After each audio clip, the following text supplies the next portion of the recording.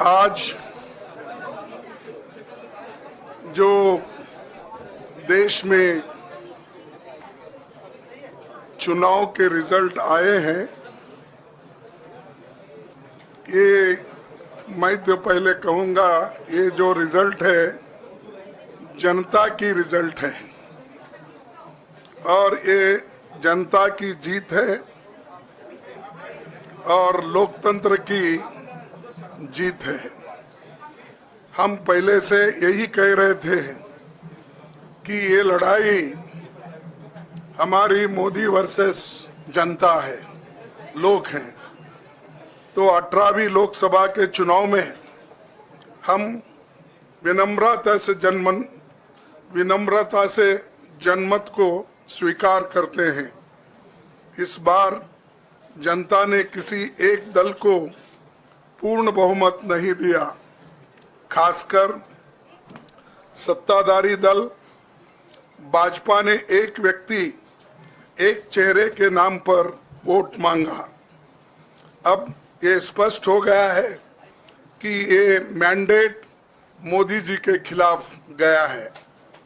ये उनकी राजनीतिक और नैतिक हार है। जो व्यक्ति बार बार अपने नाम से ही हर जगह वोट मांगते थे, उनकी ये बहुत बड़ी हार है और नैतिक दृष्टि से ये तो उनको बहुत बड़ा नुकसान हुआ है। आप जानते हैं कि कांग्रेस पार्टी और हमारे इंडिया गठबंधन से बहुत प्रतिकूल माहौल में चुनाव लड़ा।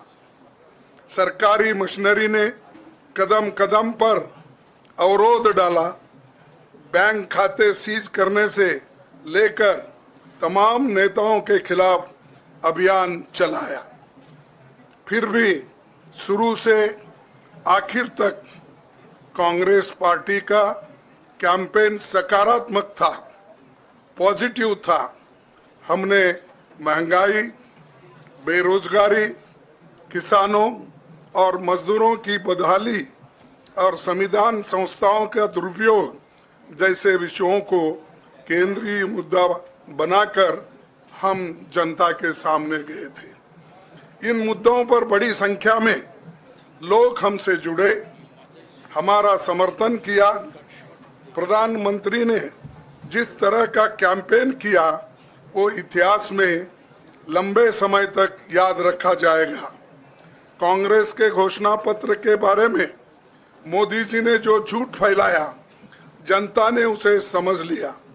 मैं इस मौके पर कहना चाहूंगा कि श्री राहुल गांधी जी की दोनों यात्राएं, भारत जोड़ो यात्रा और भारत जोड़ो न्याय यात्रा के दौरान लाखों करोड़ों लोगों को मिलना, लोगों की समस्याओं को सुनना और आगे चलकर उन समस्याओं का हल ढूंढना हमारे कैंपेन का आधार बना।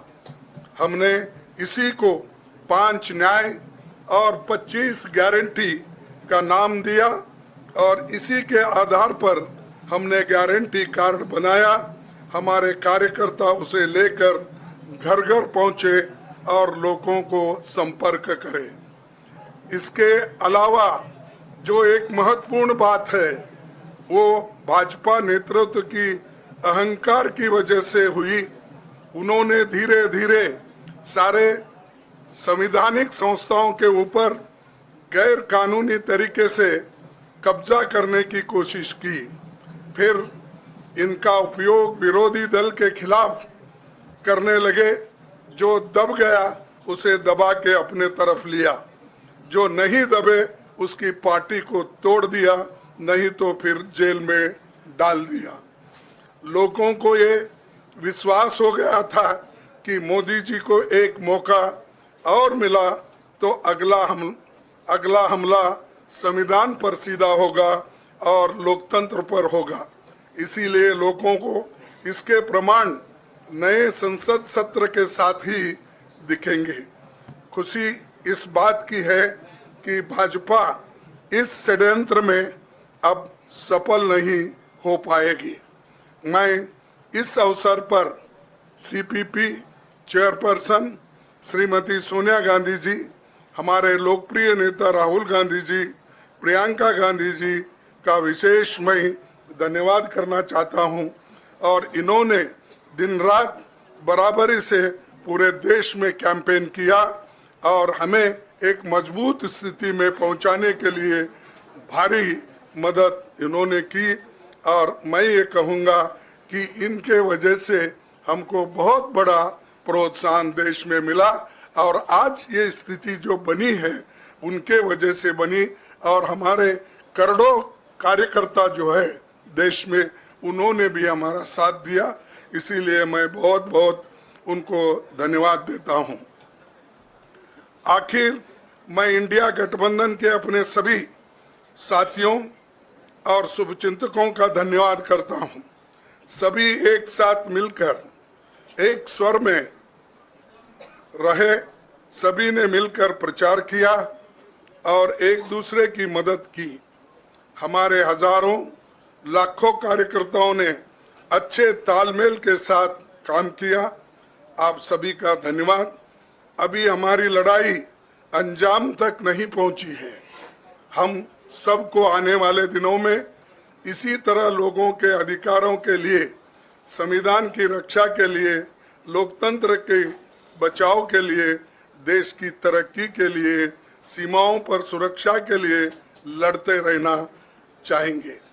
हमें सुनिश्चित करना होगा कि संसद सुचारू रूप से चले, विपक्ष के मुद्दों को प्राथमिकता मिले, संसद में उन पर बहस हो।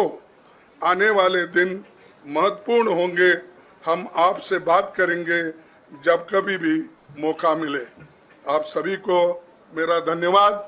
और आपका साथ भी हमको रहा और हमने चुनाव में भी जहाँ जहाँ हमको जितना हो सकता है वो साथ आपने दिया, इसलिए आप सभी को भी मैं धन्यवाद करता हूँ।